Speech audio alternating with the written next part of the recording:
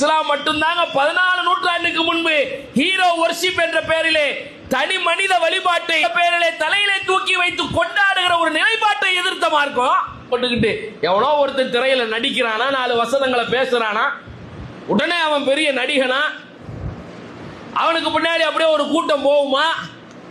தரிகட்டு போகக்கூடிய அந்த கூட்டத்துக்கு எந்த விதமான அடிப்படை நெறிமுறைகளும் இல்லாமல் அந்த கூட்டம் உருவாகுமா? அம்மா, அப்பா, அண்ணன், தம்பி, உற்றார், உறவர் எல்லாத்தையும் தூக்கி போட்டுக்கிட்டு என் கூட வந்து என் பின்னாடி நின்று நீ என்ன மாதிரி செத்து சாகிறதால நான் கண்டுக்கிற மாட்டேன். அதுல என்னது, இந்த காசு பணம் இருக்குல்ல, அல்லாஹ் வச்சு பாதுகாக்கணும். இது ஏதோ பெரிய அப்படியே என்னைக்கு நிலையானது மாதிரி. அதுக்கு தருகிற முக்கியத்துவம் கூட தான் பெற்றெடுத்த பிள்ளைகளுக்கு இல்லாத ஒரு சூழலிலே ஒரு பெற்றோர் இருக்கிறாங்கன்னா எவ்வளவு பெரிய அசிங்கம், இது கேவலம். இப்படியாக ஒரு சமூகம் இருக்கும். அல்லாஹ் வச்சு பாதுகாக்கணுங்க. காசை வாங்கி போட்டு உடனே அப்படியே இந்த காசு பெருசா, இது எப்படிப்பட்ட ஒரு மிக மோசமான மனநிலை. எதை அல்லாஹ்வுடைய ரசூல் ஒழித்தார்கள்?